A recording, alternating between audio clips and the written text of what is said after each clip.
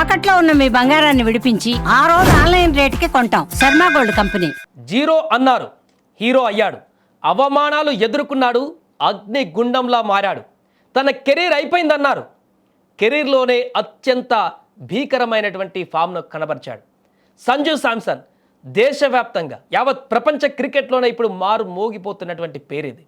ఎవరు ఊహించారు తాను అసలు ఈ వరల్డ్ కప్లో ఆడడమే ఎక్కువ, అసలు అవకాశం ఇవ్వడమే ఎక్కువ అనుకున్నటువంటి నోర్లను మూయించి ఈ సిరీస్ మొత్తానికి మ్యాన్ ఆఫ్ ది సిరీస్గా నిలిచాడంటే అర్థం చేసుకోవచ్చు. సామర్థ్యం, దృఢ సంకల్పం, ఓపికతో వేచి ఉంటే హీరోలు అవుతారనేది క్రికెట్ ప్రపంచానికి చాటి చెప్పాడు సంజు. సంజు జీవితం ఇప్పుడు ఎంతో మందికి ఇన్స్పిరేషన్గా మారబోతుంది. సంజు పట్టుదల ఎంతోమంది క్రీడాకారులకు ఆదర్శంగా నిలవబోతుంది.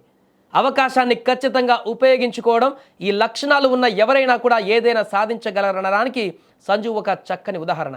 టీ20 ప్రపంచ కప్ ప్రారంభానికి కొన్ని రోజుల ముందు జట్టు ఓపెనింగ్ బ్యాట్స్మెన్గా తన స్థానాన్ని సంపాదించుకున్న శాంసన్ న్యూజిలాండ్తో జరిగిన టీ20 సిరీస్లో పేలవ ప్రదర్శన ఫలితంగా టీ20 ప్రపంచ కప్లో అతని స్థానమే ఎగిరిపోయింది, గల్లంతైంది. ఓపెనర్గా తన స్థానాన్ని పక్కన పెట్టేశారు. వరల్డ్ కప్లో టీంలో ఉన్నాడు కానీ మెయిన్ 11లో లేనటువంటి పరిస్థితి. ఓపెనర్గా ఈశాన్, అభిషేక్ ఆడుతూ అద్భుతంగా టోర్నీని ముందుకు తీసుకువెళ్తాడనేటువంటి ఒక కాన్ఫిడెన్స్ అందరికీ వచ్చేసింది. అవమానం అతనిలో ఉన్నటువంటి అగ్ని జ్వాలను రగిల్చింది. ఒక్క అవకాశం వస్తే చాలు ఆ అవకాశాన్ని అగ్ని గోళంలా మార్చేసుకుంటానని నిరూపించాడు. ఎన్ని అవమానాలన్నీ ఉన్నప్పటికీ సంజు శాంసన్కు అత్యంత కీలకమైనటువంటి మ్యాచ్, చావో రేవో తేల్చుకోవాల్సినటువంటి క్లిష్ట సమయంలో బరిలోకి దిగి తనేంటో నిరూపించుకున్నాడు. లీగ్ దశలో ఒక్క మ్యాచ్ ఆడాడు, ఆ ఒక్క మ్యాచ్ కూడా విఫలమైపోయాడు. ఇక దీంతో అసలు సంజుకు అవకాశం ఇవ్వడం వేస్ట్, ప్రయోగాత్మకంగా కూడా ఇవ్వకండి అని విమర్శించారు. సూపర్ 8లో అవకాశం కూడా ఇవ్వలేదు. కానీ ఒక ఎండ్లో అభిషేక్ శర్మ దారుణమైనటువంటి వైఫల్యాలు కొనసాగుతున్న సందర్భంలో మరలా అభిమానుల డిమాండ్ మేరకు లేదా టీం మేనేజ్మెంట్ మార్పు ఆలోచించి సంజు శాంసన్కి ఒక అవకాశం ఇద్దాం, ఓపెనింగ్లో భాగస్వామ్యం నిలబడట్లేదు, అభిషేక్ వెంటనే అవుట్ అవుతున్నాడు అనేటువంటి ఉద్దేశంతో సూపర్ 8 కీలకమైనటువంటి మ్యాచ్లో, వెస్టిండీస్తో జరిగేటువంటి మ్యాచ్లో తనని బరిలోకి దింపారు. డూ ఆర్ డై గెలిస్తేనే ముందుకి, ఓడిపోతే ఇంటికి అనేటువంటి మ్యాచ్లో సంజు శాంసన్ని రంగంలోకి దింపారు. ఇక ఇప్పటికే చాలా అవకాశాలు వచ్చాయి, ఇంకా ఆడకపోతే తనని పూర్తిగా మర్చిపోయేటువంటి పరిస్థితి ఉందనే విషయం తనకు కూడా తెలుసు. అంతకంటే ముఖ్యంగా ఇది టీమిండియా మ్యాచ్, ఇండియా జెర్సీ వేసుకొని ఉన్నాను, ఈరోజు నా కర్తవ్యాన్ని నేను నిర్వర్తించాలని చెప్పేసి ఎంతో సంయనయంతో అద్భుతంగా సమయోచితంగా ఆడినటువంటి సంజు శాంసన్ ఇన్నింగ్స్ తనని ఒక్కసారిగా హీరో చేసింది. వెస్టిండీస్ మీద 97 పరుగులు చేసి కీలకమైనటువంటి నాకౌట్లో టీమిండియాను గెలిపించి సెమీస్ ఫైనల్కి తీసుకువెళ్లడంలో హీరో అయ్యాడు సంజు శాంసన్. ఒకే ఒక్క మ్యాచ్, ఒకే ఒక్క మలుపు తన జీవితాన్ని మరలా రివర్స్లో తిప్పేసింది. ఆ తర్వాత జరిగినటువంటి సెమీఫైనల్ మ్యాచ్ ఇంగ్లాండ్తో కీలకమైనటువంటి పోరులో గెలిస్తే ఫైనల్ మ్యాచ్, అలాంటి దాంట్లో కూడా అద్భుతమైనటువంటి 89 పరుగుల నాకు ఒక్కడే నిలబడ్డాడు, మళ్ళీ ఒంటరిగా జట్టు కోసం బలంగా నిలబడ్డాడు. తన ఆట ఎలా ఉంటుందో రుచి చూపించాడు ఆపోనెంట్కి. దీంతో అక్కడ భారీ స్కోర్ టీమిండియా చేసింది, సెమీఫైనల్లో కూడా గెలిచింది. ఇక ఫైనల్ మ్యాచ్, కప్ గెలవాలి, కప్ మనం తీసుకోవాలి, ఛాంపియన్గా నిలబడాలి అంటే మరలా అక్కడ సంజు శాంసనే నిలబడాలి అని చెప్పేసి నిశ్చయించుకున్నాడు.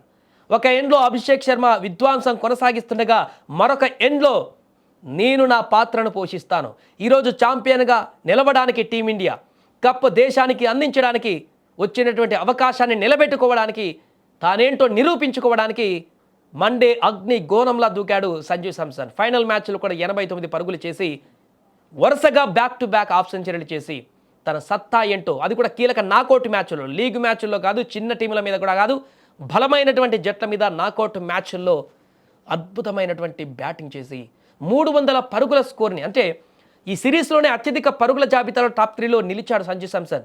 ఆడింది 4 మ్యాచ్లే, మొత్తం 8-9 మ్యాచ్లు ఈ టోర్నమెంట్లో జరిగితే దాంట్లో సంజు శాంసన్ ఆడింది కేవలం 4 మ్యాచ్లు మాత్రమే. ఆ 4 మ్యాచ్లకే తను 300 పరుగుల మైలురాయిని దాటి టాప్ స్కోరర్ల లిస్టులో టాప్ 3లో నిలిచాడు. అందుకే మ్యాన్ ఆఫ్ ద సిరీస్ కూడా దక్కింది. ఎందుకంటే తను వెస్టిండీస్ మీద ఆ నాక్ ఆడకపోతే మ్యాచ్ ఓడిపోయేది, టీం ఇంటికి పోయేది. సెమీఫైనల్లో సంజు శాంసన్ ఆ నాక్ ఆడకపోతే టీం ఓడిపోయేది, ఇంటికి వెళ్ళిపోయేది.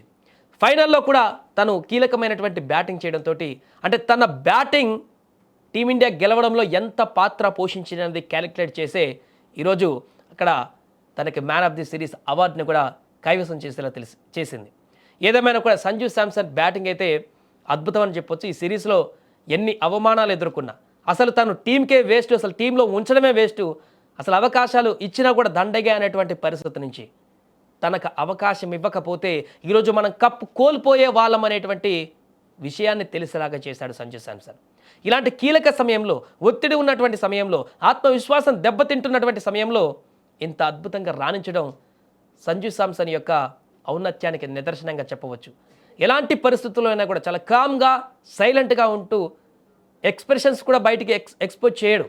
చాలా సైలెంట్గా తన గేమ్ ఆడుతూ తన ఆటనే రిజల్ట్ రూపంలో చూపిస్తాడు ఎవరికైనా కూడా. అలాంటి సంజు శాంసన్ ఈరోజు పూర్తిగా దేశవ్యాప్తంగా క్రీడా అభిమానులకు గర్వకారణంగా మారాడు.